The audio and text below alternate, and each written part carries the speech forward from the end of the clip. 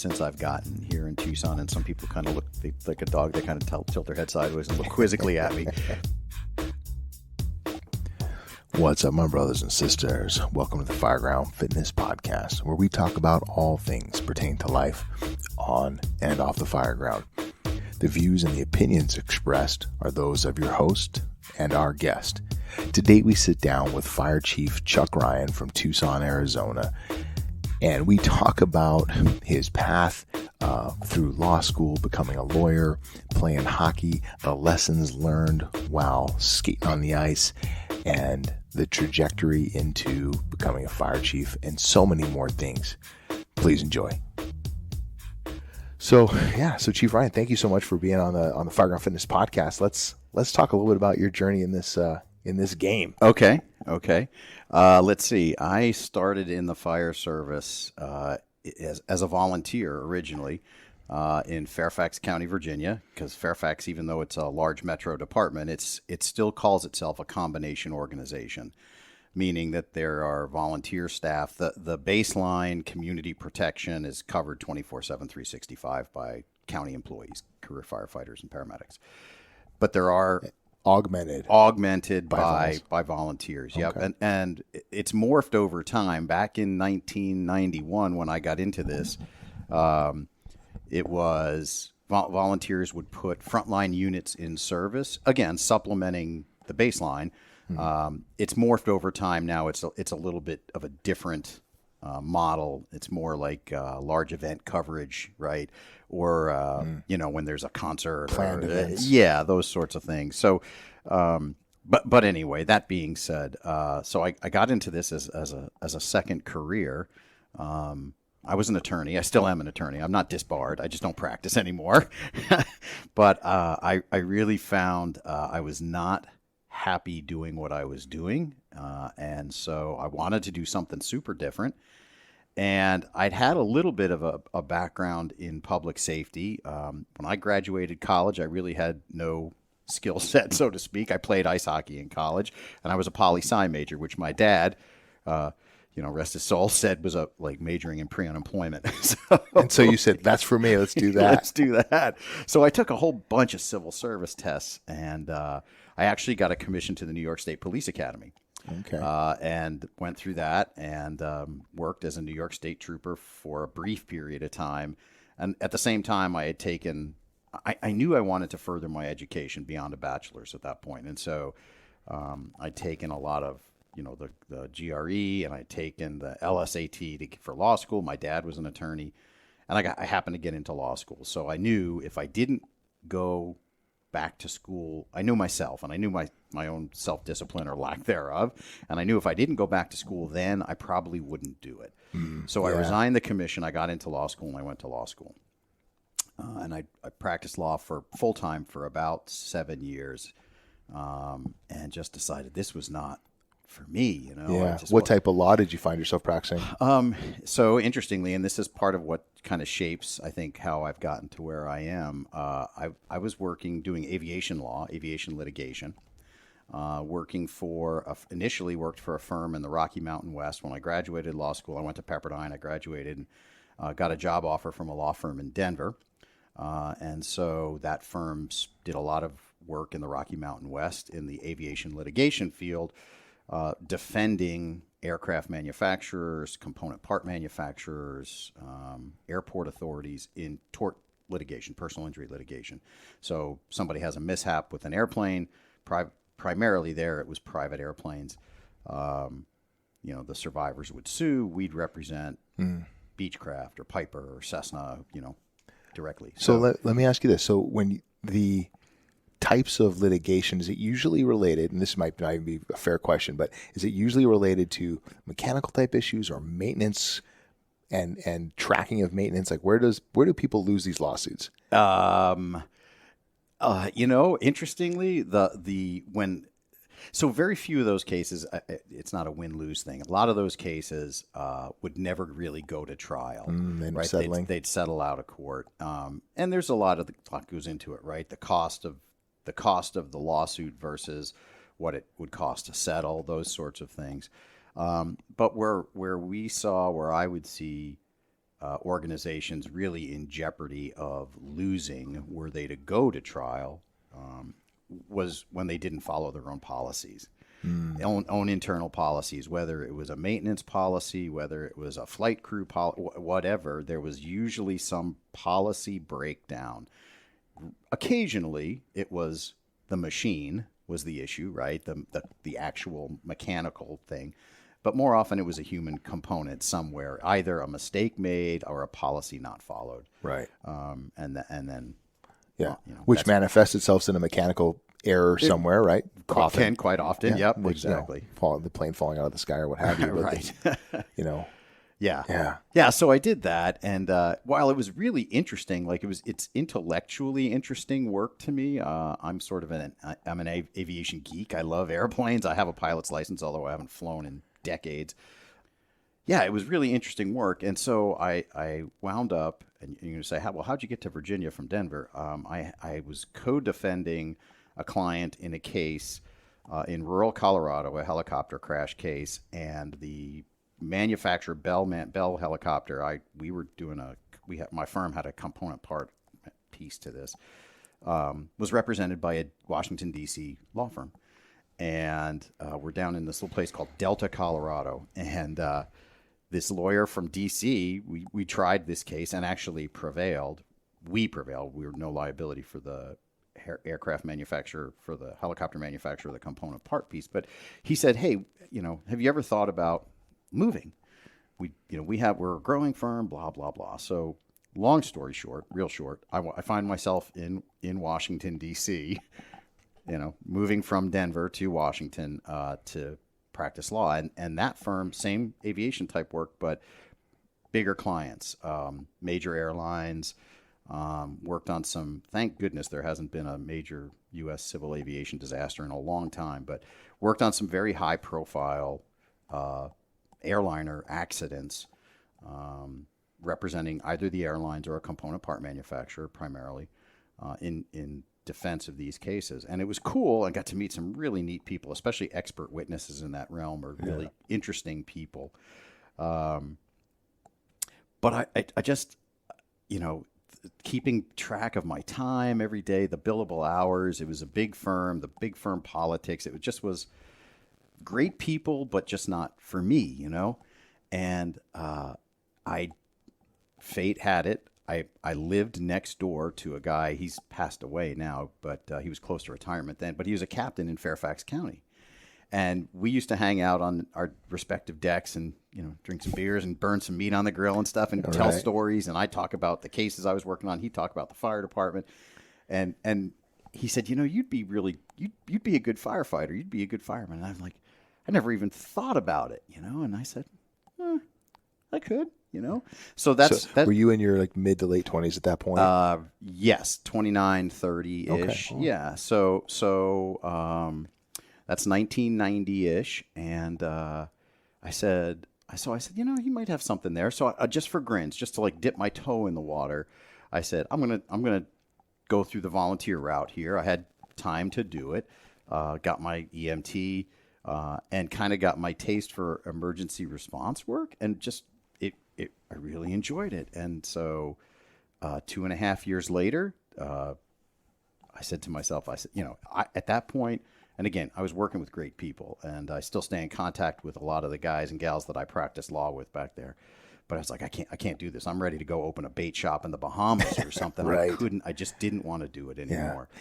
Let me ask you this about legal work. Is it as bad as it looks on television where they're putting in 18-hour days and when they're working cases and stuff? Yeah, it can be. Yeah. Yeah, it can be really. It seems, really stressful and exhausting. I know they get compensated very well at times. Yeah. But man, it seems like the work is never ending. Right. And pretty rough. Yeah, and it's a different kind of competitive pressure, right? Especially in a larger firm, right? There's people are jockeying because they want to be able to be considered to become a partner in the firm, that sort of thing. There's no clear promotional path. And, so there's people who, and I wouldn't say I worked with any of them, but I know there are people out there that, they would cut your Achilles tendon to get ahead of you and, and people just billing crazy amounts of hours. And then the pressure from I mean, it's a for-profit business, right? Right. So, Right. the bottom line really matters. yeah. So your billable, the billable hour thing becomes the god, and tracking every minute of your day. It sounds like what's the big deal, but it's exhausting, man. Right. It really is, and there's a Right. lot of pressure. Yeah. So anyway, in mid '93, Fairfax opened up their hiring list after a while of not hiring, and I said, you know what, why not? I'm going to roll the dice and go for it. And 6 months later, January 24th of 1994 was my first day of career rookie school, and Nice. at 31 years old. Nice. Yeah. That's awesome. So, yeah. So were you still skating at that time? I was. So Yeah. so let's talk about hockey for a little bit, because you mentioned that. You dropped that in there, and then we moved right on. Yeah. So you played collegiate hockey, I did. and so you must have grown up playing hockey. I did. I grew up in upstate New York, actually Albany, New York, and there wasn't a lot to do in the wintertime. I'm not built for basketball. So I did wrestling for a little bit, but I really fell in love with ice hockey, and I had been playing since I was probably 6 or 7 years old. Nice. Right up until probably I stopped playing competitively about 5 years ago, 6 years ago. You still play at all? No, not now. No. Not now. Now the risk of injury is too high. Yeah, there's a breakover point where you're like, okay, I could twist an ankle here and it'd ruin my life. Yeah. I have a funny hockey story. When I was 11 or 12, I moved to Toronto, Ontario. Uh-huh. And in Toronto, it's very cold, very snowy. Oh, yeah. And they would plow arenas in the park. So they would just take the snowy fields that were once soccer fields. They would plow it and then create little arenas and pour water down and create little skate parks. Mm-hmm. And so we'd go out there and play, pond hockey, if you will. Sure. Every day. And one day I was skating until I was frozen. And then I'm like, oh my gosh, it's time to come home. And I sat down and my hands were so frozen and my skate laces were covered in ice. And I was all alone. And I couldn't get my laces untied. Oh. And so I sat there for like 30 minutes, miserable, trying to warm my hands up, frozen to death at 12 years old. At like it was pitch black out, so it was probably like 7. Yeah, right. Yeah. Anyways, that's my sad story. And it's really pathetic, but yeah. Yeah. Your hockey career was much more illustrious than mine. So you went on to play in college. Yeah. Did you go like on a scholarship, or was that just for fun? No, it was then a Division III, I forget, 3 AA school or something. I don't even think Division III hockey exists anymore. It's now they get lumped in with something called the American Collegiate Hockey Association, the ACHA. But so no scholarship or anything. Okay. It was just a passion. Yeah. So what's something you learned on the rink that you reflect on that has affected your life? For me, it was the teamwork thing. I never did Cub Scouts, Boy Scouts, any of that stuff. It was the teamwork led by good coaches. I was really fortunate to have some really good coaches over the course of my development as a player, right up through the collegiate level. And it was really the value of working as a team, because I never really, other than that, didn't work in a team environment. In the law environment, ultimately you have litigation teams, right? But then it was I didn't do baseball, right? I was so it was hockey was the team thing for me. Yeah, there's something about hockey too, the speed at which it moves. You have to be anticipating each other and getting in position, like that unspoken communication that has to happen with a look, a glance, a movement. Really is an amazing factor that's played into that. We just took the family skating a couple years ago, and I remember walking into the arena and just there's a certain smell in a hockey rink that it just transported me back to my childhood and in the trauma of being frozen frozen on a pond in Toronto. but there's such, I think the value in teams, like it really translates, especially into the fire department. We talk about small unit leadership and the dynamics of a small unit, particularly in a high-risk work environment, how important that is and how critical that is to success. Yes.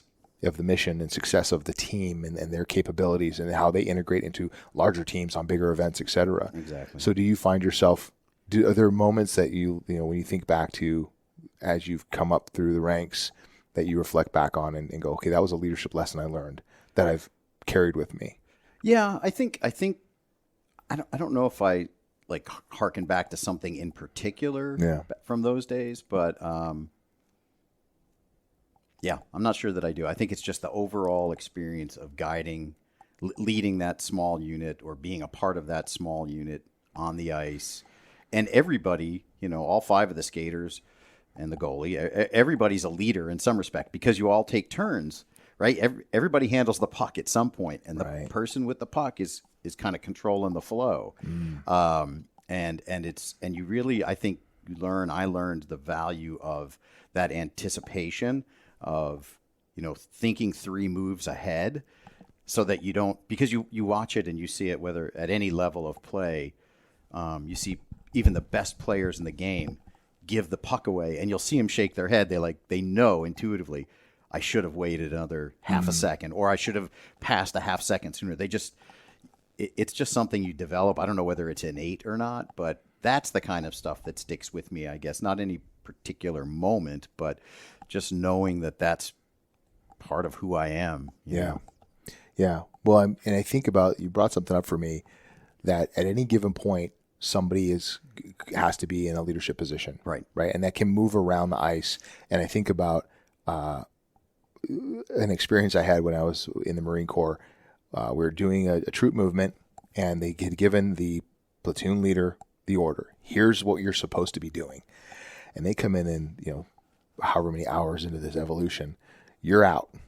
You're dead. Mm-hmm. Metaphorically. Yeah, right. Yeah, battlefield promotion coming. Yep. And then they would grab somebody and say, okay, you're in charge. Right. Do you know the plan?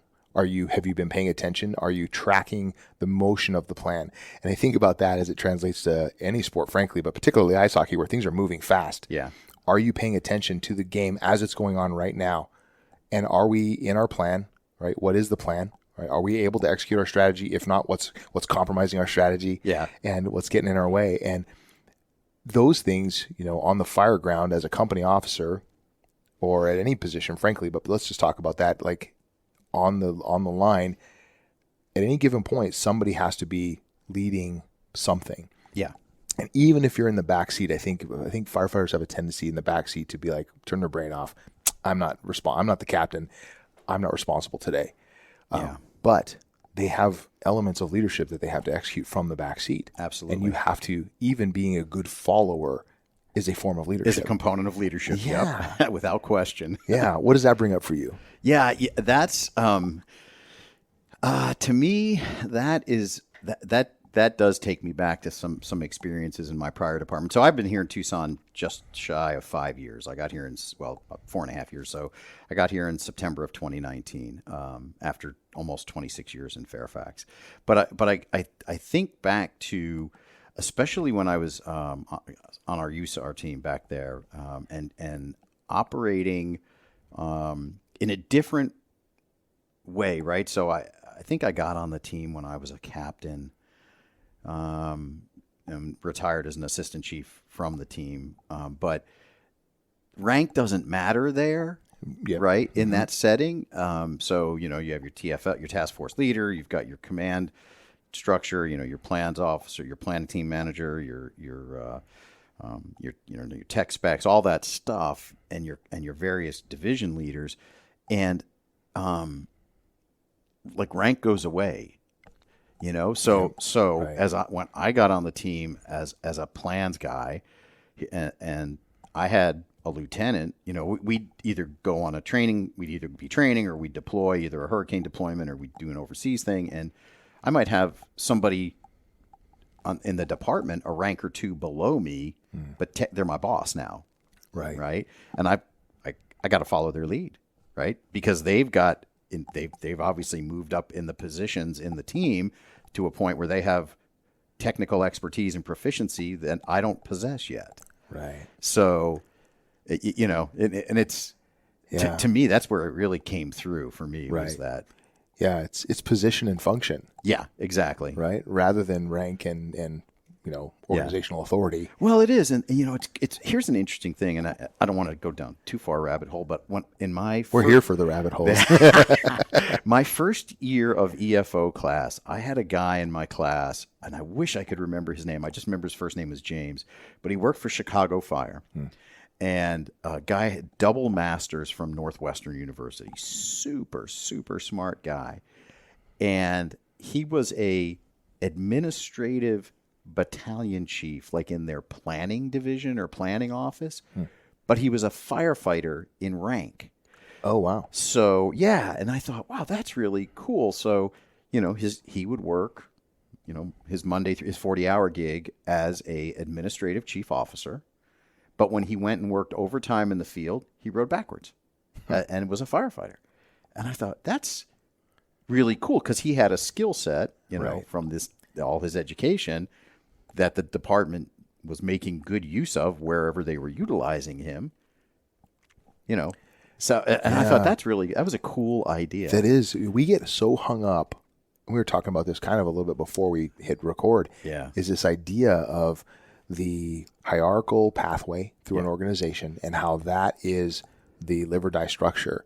And I think we probably need to really challenge that and say, well, what talents, knowledge, capabilities does somebody bring to the table to the organization? Or how do they add value to the organization? It's not just kicking the door for some people. Some people bring, they come to the department and they're already a lawyer, right? They bring a talent with them and a knowledge base that can really help the organization flourish. Yeah.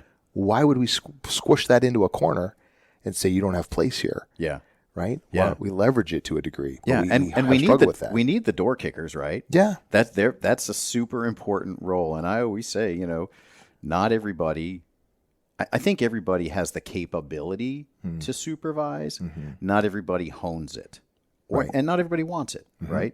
So again, and that's okay as well. Absolutely. So we need those tenured firefighters, right? Absolutely. Yeah. So many times I think, and maybe this is just in my dumb head, but sometimes I think we only value promoting. Right. We only value rank and positional authority, but we need to recognize the value that backseat fighter, the senior tenured member who decides that I'm going to stay in the backseat, brings to the organization. Yep. It's tremendous value. Yep.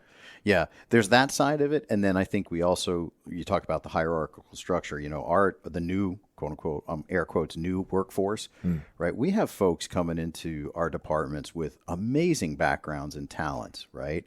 And they're probies or boots, whatever. But maybe they run a very successful small business on the side, or maybe they have highly technical skill sets in their backpack that the organization can use elsewhere, but the fire service still collectively kind of puts a lid on them, like no, you can't, you're to be seen and not heard, kind of thing. Exactly. And that's, to me, that's wasteful, man. That's just, and it can really discourage people. I think, and I'm not saying we need to get away from the hierarchical, the paramilitary hierarchical structure. I just think we need to have our eyes open and have that willingness to challenge the paradigm that, you must be at this level in the organization before you can do X, Right. For me growing up, it was, you've got to be a captain before you have any other opportunities open up to you. Yeah. Is what I saw, felt, experienced largely. And that sometimes that brass ring, if you will, is difficult to attain. Yeah. And if you're like, well, I have no other choices. I'm stuck here. Yeah. Until I get that, and I have no mechanism for getting that necessarily because it's so competitive and there's only so many spots, et cetera. Yeah. So meanwhile, an organization has a person who can be a tremendous contribution. Yeah. But we don't allow them to contribute. Right. Yeah. Yeah. I don't know. What do you suppose? What do you suppose it is that gets in the way of that? I think especially in municipal fire departments, civil service structures. There's also the T word, tradition, which is, tradition is highly valuable. And, I always say honor the past, but look to the future kind of thing. And, there's layers of it that stand in the way in a lot of organizations. But so I go back to my buddy from EFO year one, James in Chicago, and I think there's, CFD is I don't know that if I were to name the top 5 most tradition-bound fire departments in the United States, that would have been up there. Chicago would be one of them, 100%. right? Yet they're doing something. They're allowing somebody that kind of opportunity, right? So why not everybody else? Yeah, I like that. I mean, even the fact that he's at CFO as a firefighter. Yeah. Right. Even that, I think most people wouldn't even apply or wouldn't put themselves out there because of that. Yeah. I'm not in the right position organizationally to do that. Well, I think the reason NFA let him in was because he was an administrator, because you have to be a chief officer. He had the I believe you have to organizational be a chief officer and have a minimum of a bachelor's degree. So because he had the organizational title, the administrative title is how he got and he clearly had organizational support. Oh, yeah. So, any endorsement would have come from them for sure. Oh, yeah. So that's amazing. Yeah. So when you think about, let's talk about education for a second. So that profited James profoundly. Yeah. When you think about the value of education, oftentimes in the fire service, many will poo-poo the value. Yeah. How do you feel about that? I think that's silly, to be honest, right? I'm not saying that you have to have a degree, right? But I think it's important. I think there's value in that. I think what's more important is that people be lifelong learners. And whether it's a certificate program, whether it's seminars, webinars, you learn something from everything, right? But if you just sit and do nothing, then you're really not. If all somebody does is sit and run calls, all you're doing is running calls. Right. And I don't mean to belittle that, but like, what are you taking away from it?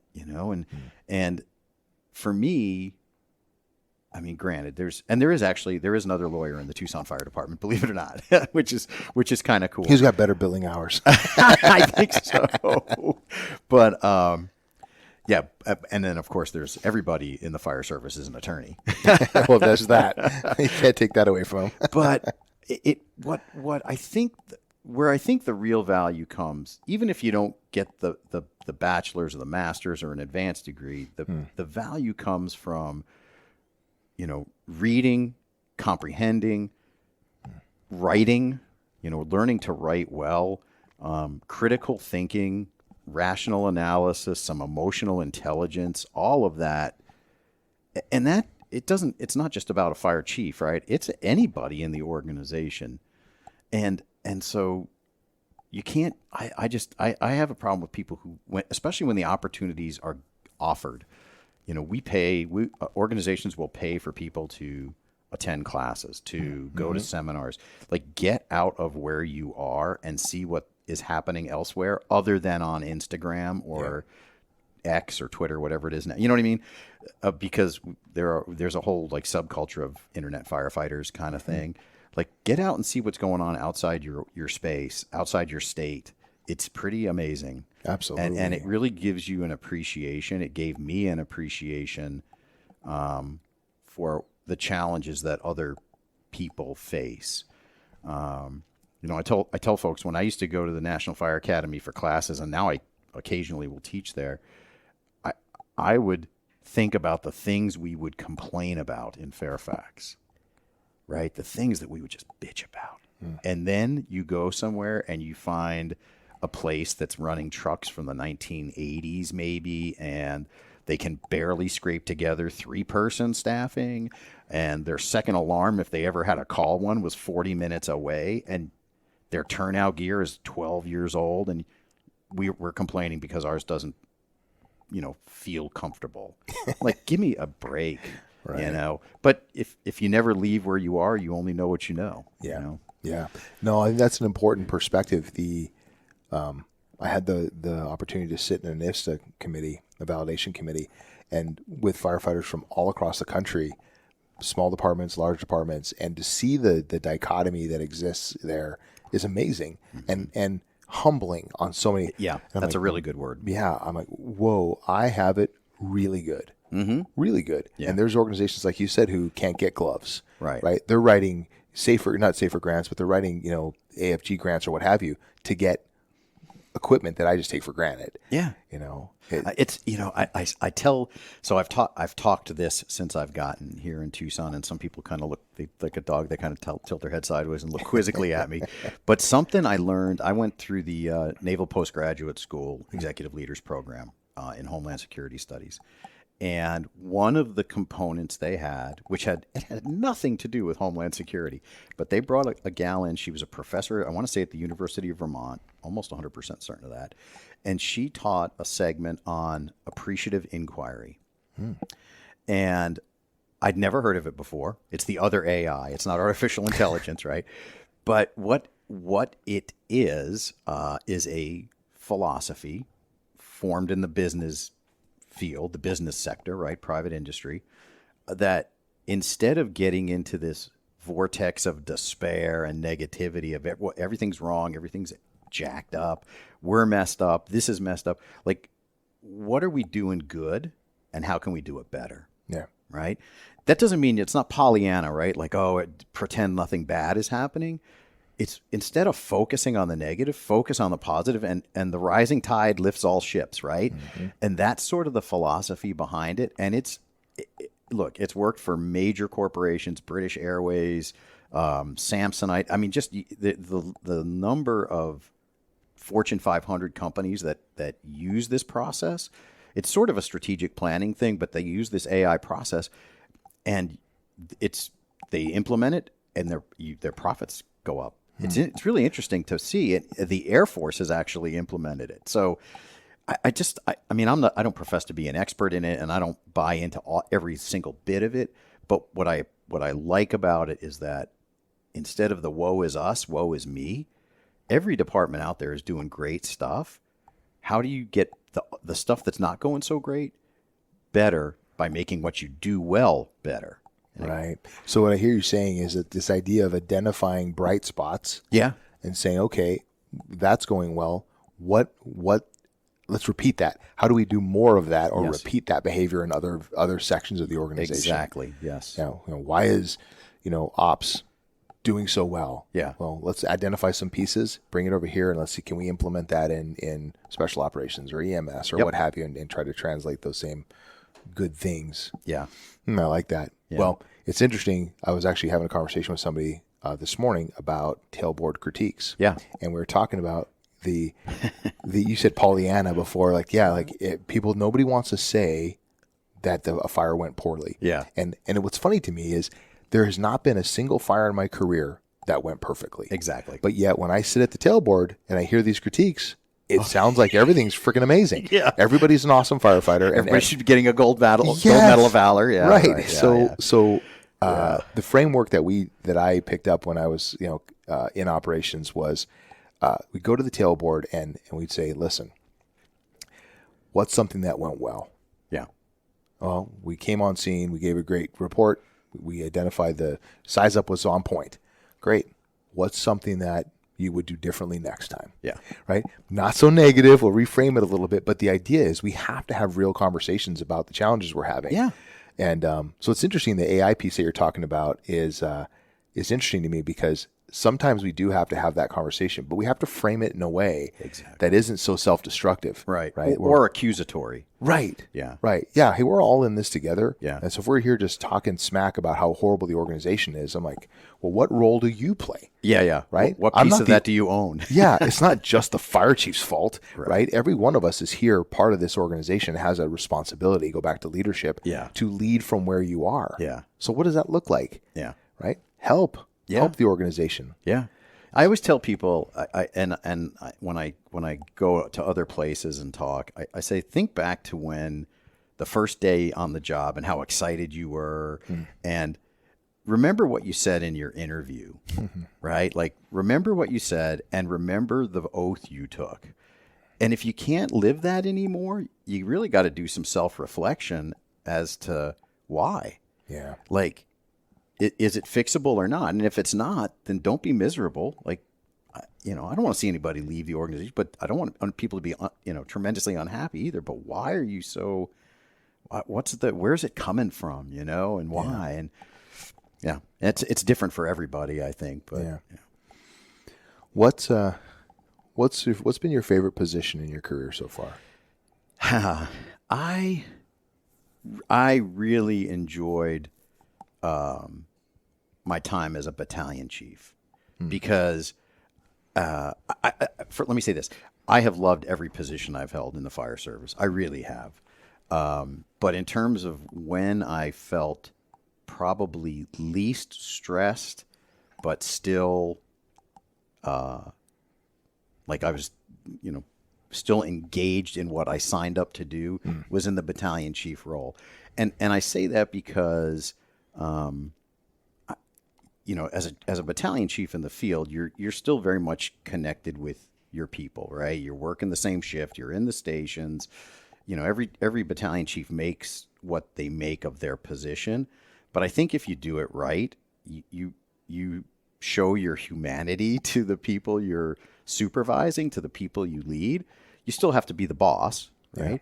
Yeah.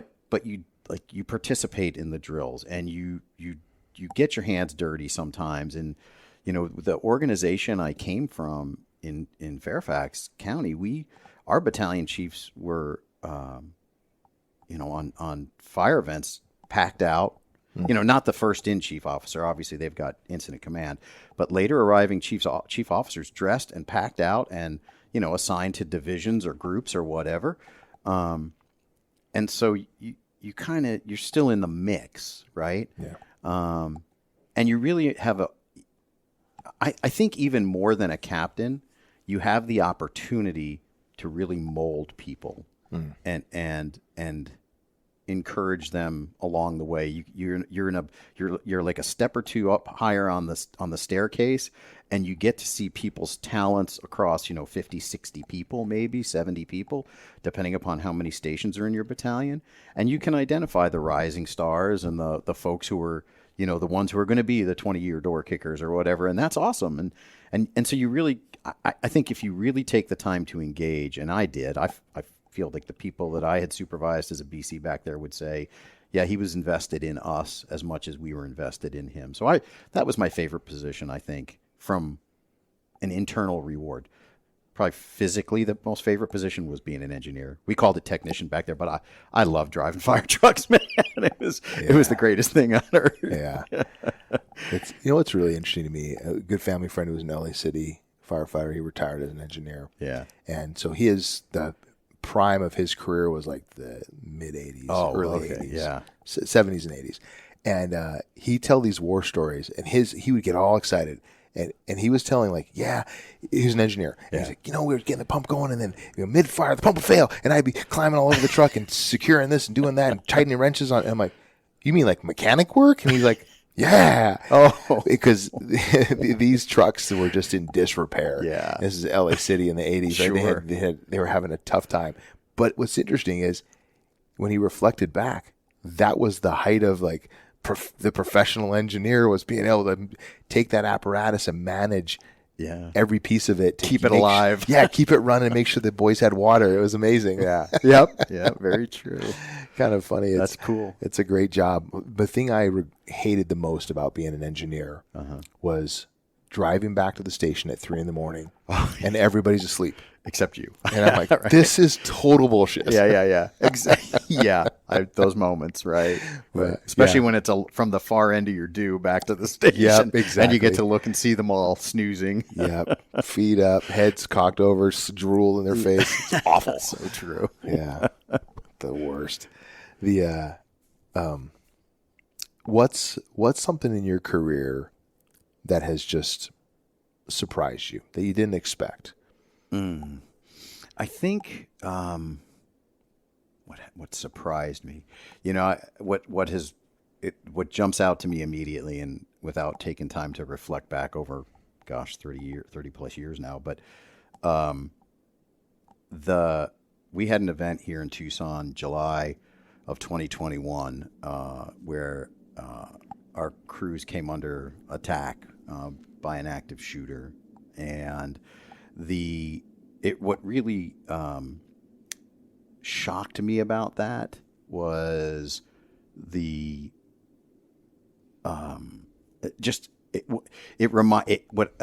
what it reminded me of, there's no routine call. right?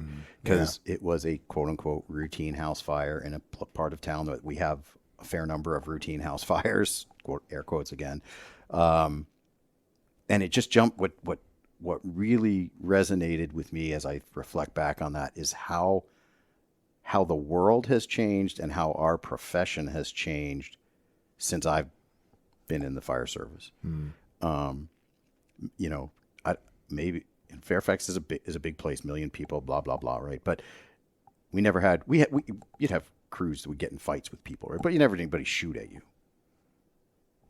I mean, just like drive up to out of the blue and start shooting at you and killing your neighbors, and wanting to kill you. And like, there's just been this. It was like, holy cow, this is like to me another cataclysmic event. Obviously on a micro level because it's just here in our town, in our city, but it's happening in a lot of different places too. You know, and so it really resonated with me as a fire chief. Like, wow.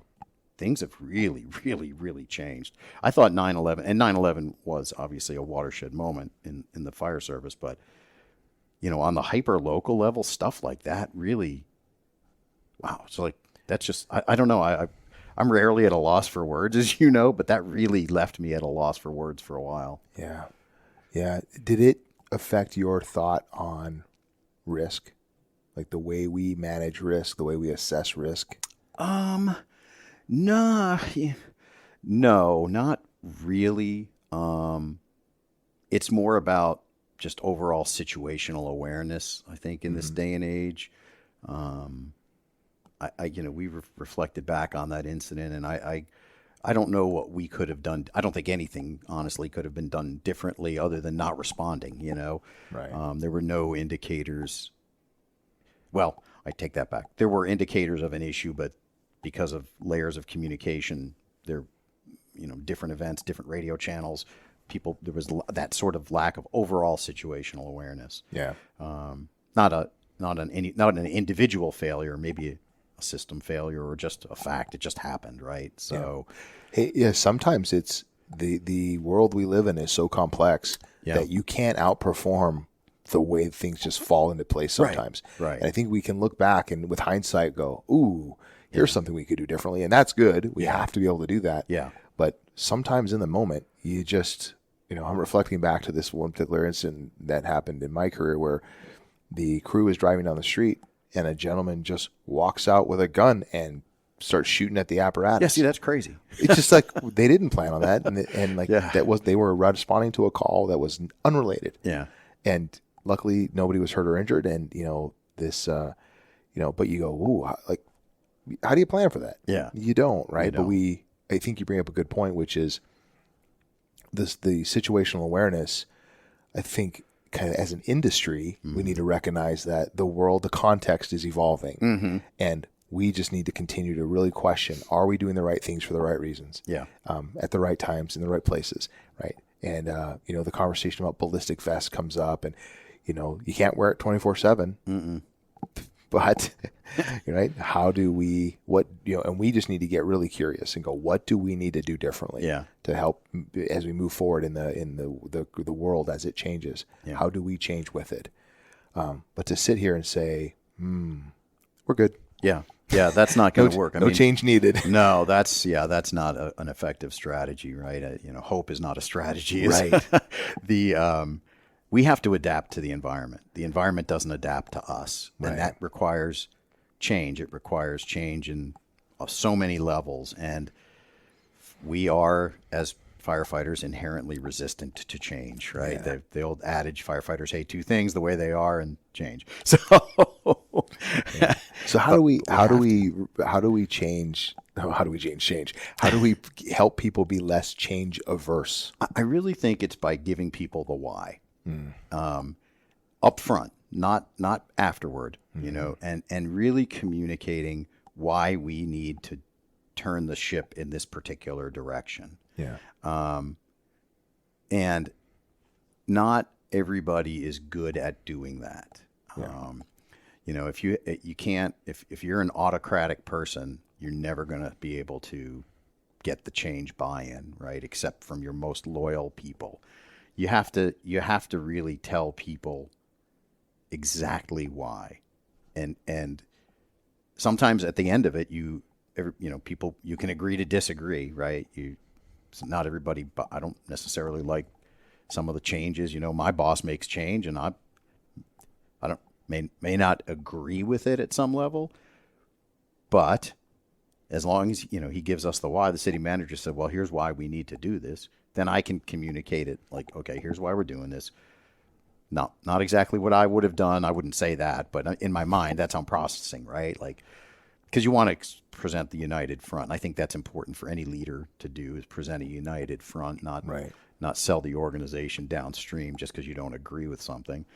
Think about when you go home. I mean, you have disagreements with your partner, spouse, whatever, your dog, neighbor, right? It's time for a walk. Yeah, right, exactly. So I think, but to answer the question specifically, I think it's really giving people the why and being able to explain it, kind of meet people where they are with the explanation. Yeah, I like that. I think that's there's a time and a place for the autocratic leader to come in and say, this is how it is, this is what we need to do. Usually those are in hostile environments when shit's going down. Right. Yep. But when you have discretionary time, if you really want people to follow you, they need to understand why they're following you. They need to have a reason to believe in you. Yep. And as much as it takes a lot more work, right, you have to spend the time to help figure out what individuals need, and then help them understand how the organization's need helps fulfill their need. Like, you have to bridge those gaps for people. That's the work of leadership. Right. And it's not easy. No. It takes a deliberate, engaged presence to be able to do that. Yeah, without question. Yeah. Without question. When you think about, your career, what's one thing that you think back and go, this has probably been the biggest challenge of my career for me? Interesting. The biggest challenge. I think every position I've had has been a challenge, but I'm going to share a personal experience here. So I am a cancer survivor. I was diagnosed with prostate cancer in January of 2017. It was given an occupational status back in Virginia. To me, that was a challenge, man. I mean, I was 54 years old, 55, I think, at the time. No history of cancer in my family, none of it, right? And what it made me think of, I took some time to process it first, right? Because when you get that call from your doctor saying, we found something here and we got to deal with it. Yeah.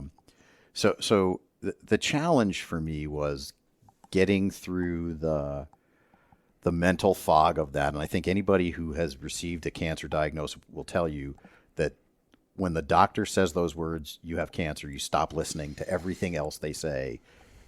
And then you have to call them back and say, okay, what did you say to me after you said that? When you get your head right a little bit. Yeah.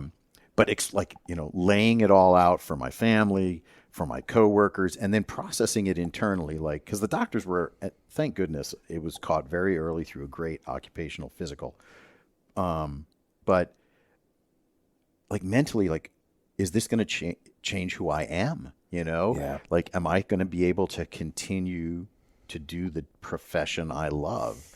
And then the worst thing, I think, for me, I shouldn't say the worst thing anybody can do.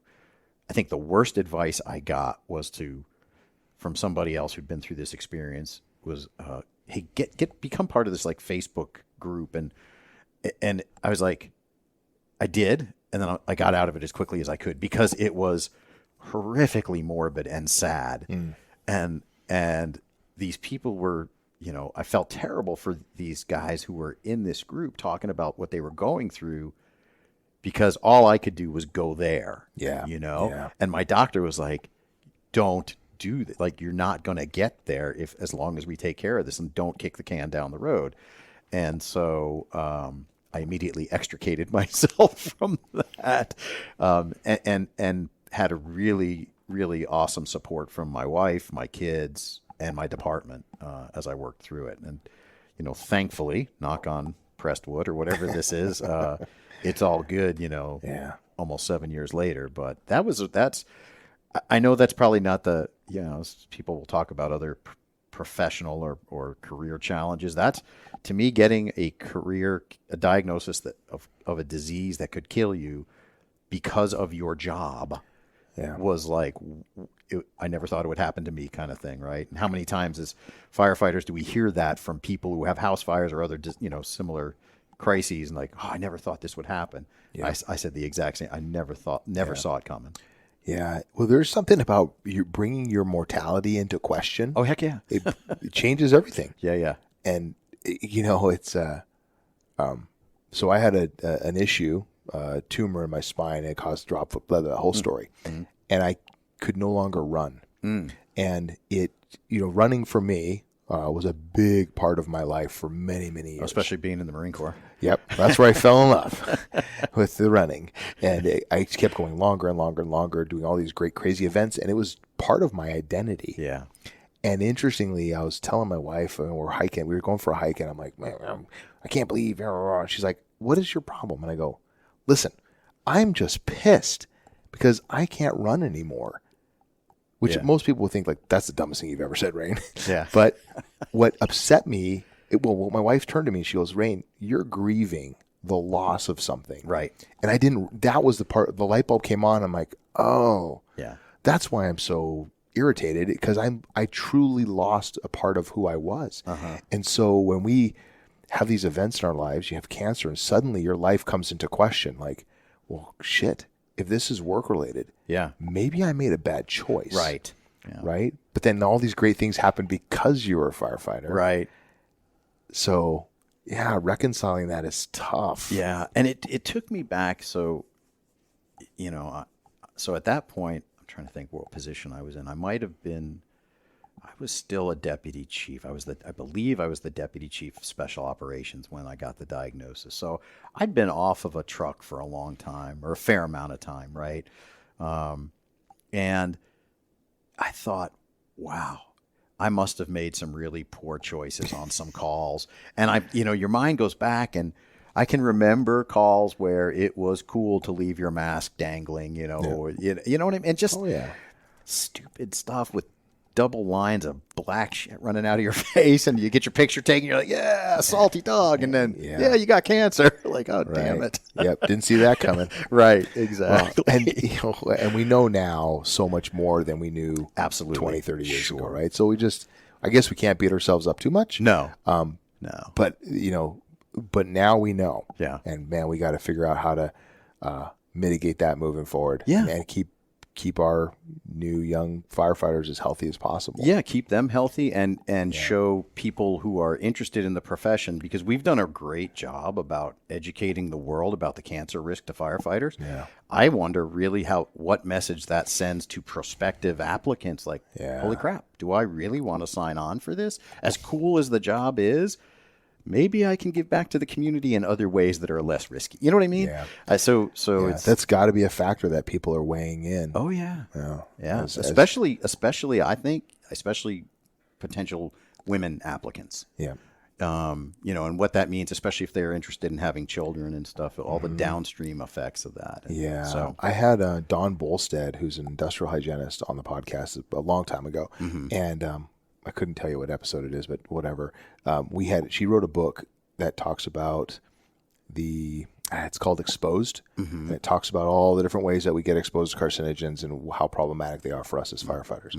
And she led a study that looked at female firefighters who had children, and how the carcinogens traveled through, our lipids and out your breast milk. And so they had these women pumping and sending the milk to the lab after every fire.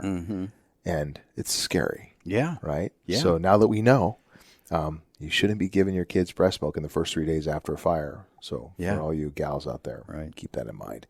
And read Dawn's book. Plug for Dawn. Wow. I'll have to take a look at that one. Yeah, it's a good little book. And it's a good read. It's small. It's fast reading. And Yeah. And it's informative, really informative. So let me ask you this. This is a tough question. I'm going to put you on the spot. Okay. What do you see as one of the greater challenges or one of the challenges that the fire service faces in the future? You kind of touched on recruitment and retention, I think, or recruitment anyway. What do you think one of the other challenges are? I think, and nobody cut my brake lines on my car for saying this, I think the 24-hour shift schedule is proving to be a major challenge to recruitment and retention. Doesn't mean we're going to see it change. I mean, there are departments out there that don't work 24-hour shifts. They work the 10-14 schedule, but not many. And, with all the focus we have on sleep and sleep health and what we know sleep deprivation can do to the human body, and we know firefighters are sleep deprived, right? Yeah. And again, the cancer risks. I think we need to start to have a real conversation about what it looks like to not have a 24-hour shift schedule, or to offer an alternative to the 24 for somebody who wants that. Right. Impediments to that, civil service structures, at least in the municipal environment, right? Yeah. And FLSA comes into play, and how do you, all of these things, and can antiquated IT systems figure out the payroll? I mean, all of it. And but I think really, Rain, to be very honest, I think that's a huge challenge for us, because we're seeing people. I mean, I talk to peers around the country and with Metro chiefs from, across North America and South America and Europe. And we're all seeing the same thing. Yeah. People don't want to stay in the profession. They're not wedded to it like you and I are, right? Like in it for the long haul. It's a waypoint on a life map now. And I don't get flapped about it. I mean, I wish, like I said, I don't like to see people leave the organization until they're retiring healthy and well, right, after a long time. But if somebody just wants to come and do 5-7 years of good hard work for us, I'm good with that. It's okay.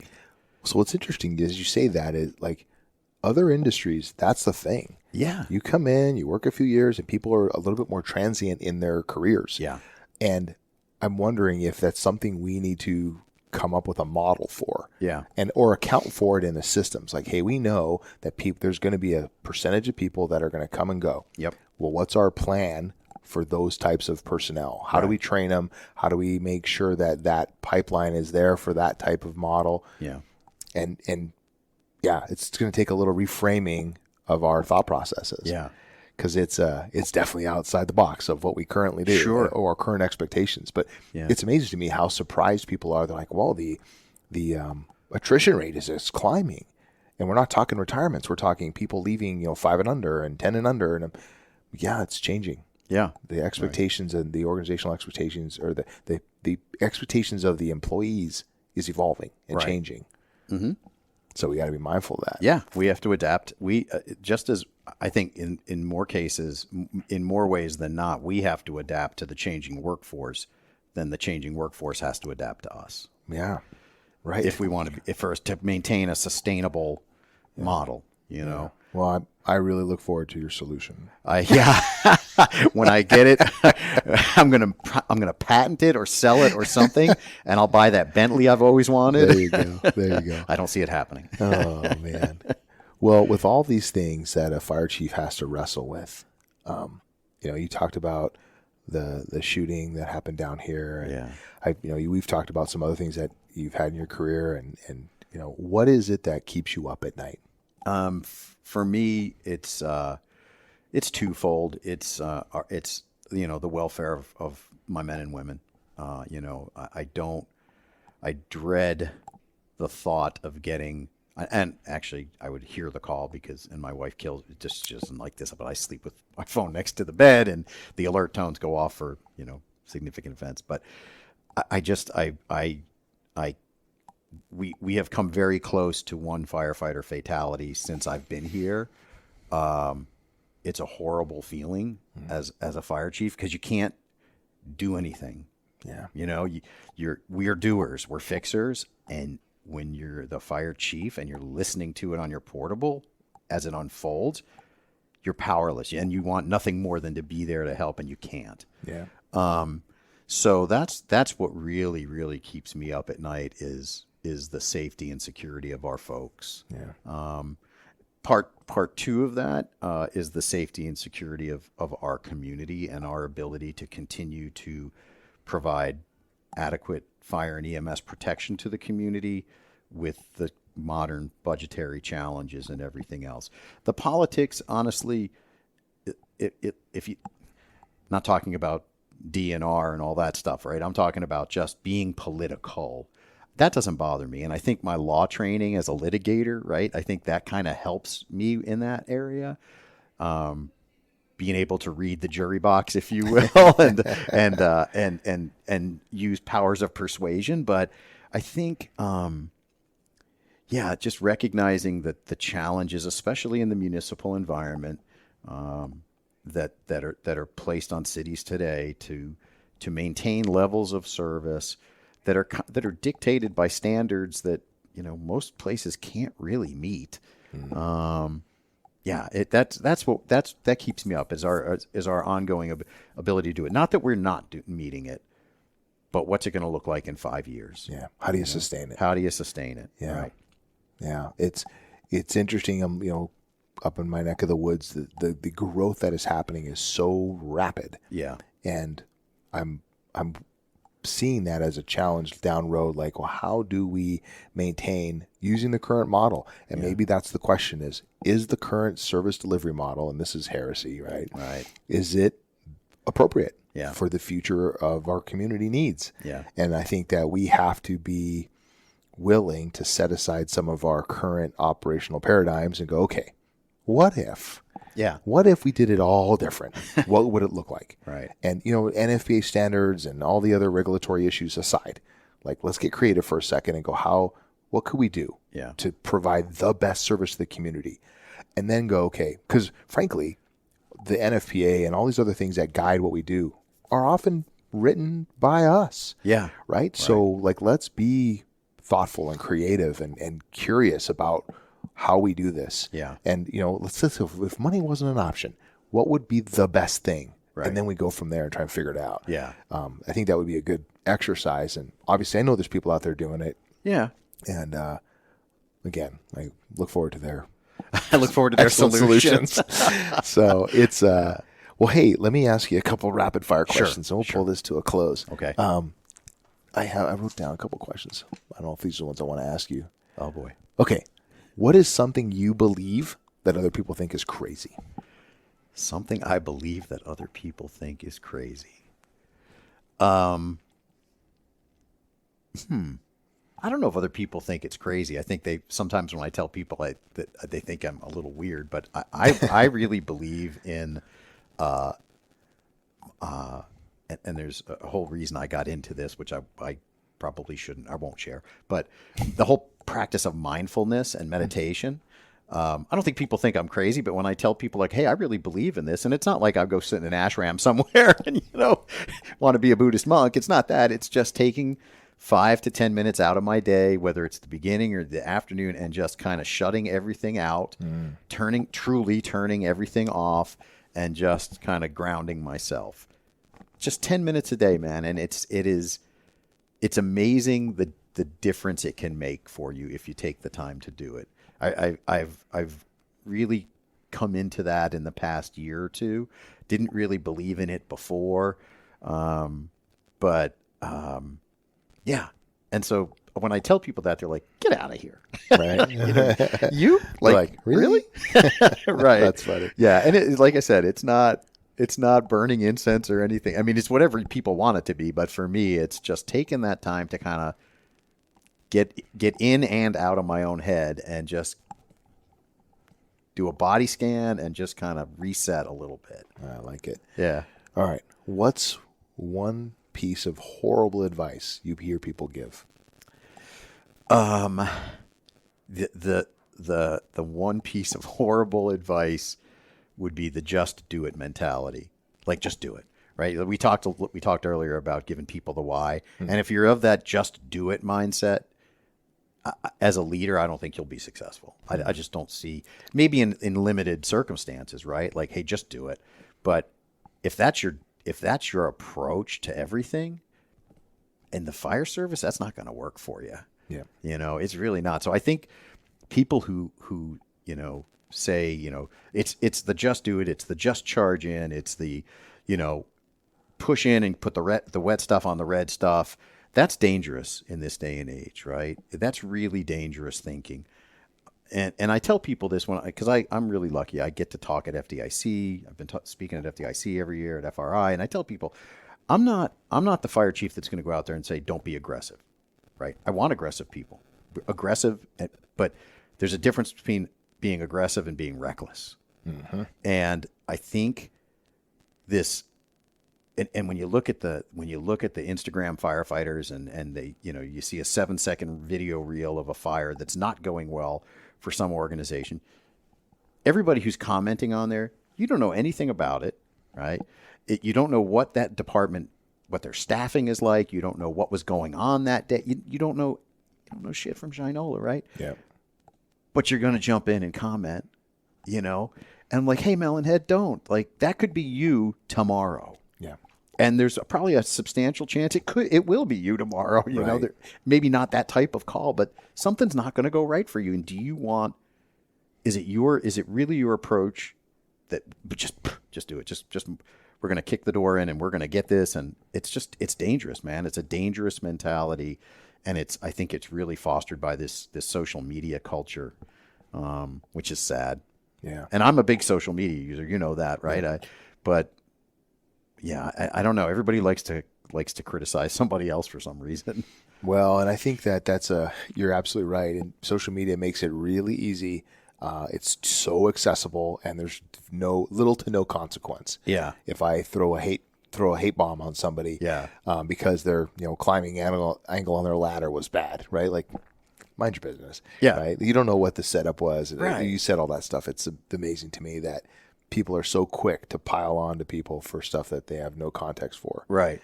And it's awful. Yeah. But small-minded people like to talk about people, right, versus ideas. So, yeah. So the name of this podcast is Fireground Fitness. So I would love to hear when you think of Fireground Fitness, what does it mean to you to be Fireground fit? Yeah, that's awesome. And I'll tell you, since I've gotten to know you, I've listened to a bunch of your podcasts, and I think you have some great guests. I listened to one, you talked to Paige Arnone. Oh, yeah. That was awesome. To be Fireground fit for me means everybody there is mentally, physically ready, has the right equipment, knows their job, knows it well, and executes it. That's Fireground fitness to me, right? It's not, because you have to remember, I think we lose sight sometimes of why we're here, right? When we get to a fireground, an incident scene, our job is to do the right thing for the person having the emergency, not what feels good for us, not what's going to look, what's going to get a plaque on our wall. It's to do the right thing for the person that you're there to serve. And so I think we collectively have to keep that mindset all the time in the forefront. And the components of that, like I said, being, mentally and physically ready, knowing the job, being a technical expert at your level and executing it well. And being be there for every call. And I get it. I ran the calls. I get it. I ran the calls at 2 a.m. for the frequent flyer or the drug addict or whatever. They're not the people you're going to invite to your Thanksgiving table, right? But again, I go back to what I said earlier. Remember what you said in your interview. Remember the oath you took. Like, check yourself before you wreck yourself a little bit. And if you do that, and even at the fire chief level, right? I got to catch myself. I got to check myself sometimes. And thankfully, I'm pretty good at it. And I have surrounded myself with people who are maybe better than I would like at telling me that. Yeah. So like at all levels, as a fire chief, I feel it's important to be fireground fit, right? I don't want to be, and I go to a lot of incidents. I try to get to as many working incidents as I can. It's a big city. I can't get, I can't teleport myself across town, but the ones I can get to, I do. And like, be present, be there for your people, right? Don't, like, I go to our CEs at the academy now. Am I throwing ladders and stuff as the fire chief? No, they don't expect me to do that, but I'm there with them, showing face, seeing some of the challenges. It's the higher you rise up in an organization, and if you ultimately aspire to be a fire chief, and this job has been the blessing of my career. I love being the fire chief here. You have to be present all the time, and you have to practice what you preach. And so by being out there, getting FaceTime, getting into the stations, being willing to listen to the complaints, listen to the because even though we're quick to say that's just so and so and that's the way he is or she is, they have real valid points sometimes, and so hear people's perspectives, and that's part of the fire chief's fireground fitness, right? Is being in tune with your organization. Never let yourself get out of touch. Doesn't mean you have to be on the trucks every day. You don't gotta go in the burn can or anything. Don't lose touch with what your organization is doing every day. Yeah. I think for a fire chief, that means a lot of listening. It's a lot of listening. It's a lot of listening, and it's a huge time commitment. And candidly, it's like the job itself. It's not for everybody, right? Yeah. You have to have, unless there's a reason a lot of fire chiefs are single. In my case, I'm very lucky. My wife is super supportive of what I do, and sometimes it frustrates her, but you need that, and you need a network of people. We talked, you've heard, I know you've heard some of the Arizona chiefs talk about it, but just having that professional network of chief officers to share, just like firefighters do, right? They're firefighter networks, so chief officers need networks too. And you got to have those healthy outlets, and that support. And that's all part of the full fitness picture, I think. I love it. Well, Chief, thank you so much for taking some time out of your day and sitting down and sharing your thoughts and ideas with us. Cool. Yeah, really I appreciate it. I'm honored to be on this with you, man. I was really surprised when you asked me to do it, so I'm glad to have done it. Wow. I wasn't surprised. I love having you. Right on. That's all we got for today, folks. Thank you so much for tuning in. Thank you, Chief Ryan, for sharing some of your time and talents with us. Hey, if you're enjoying the Fireground Fitness podcast, get on over to Apple Podcasts, rate and review the podcast. That helps other folks navigate their way here, etc. Leave a comment, leave your feedback. It helps me modify, adjust, make this better for you. In the meantime, think through the lessons you learned here today. Find a way to employ them into your career, into your life, into your activities of daily living. And you go on out there and get some.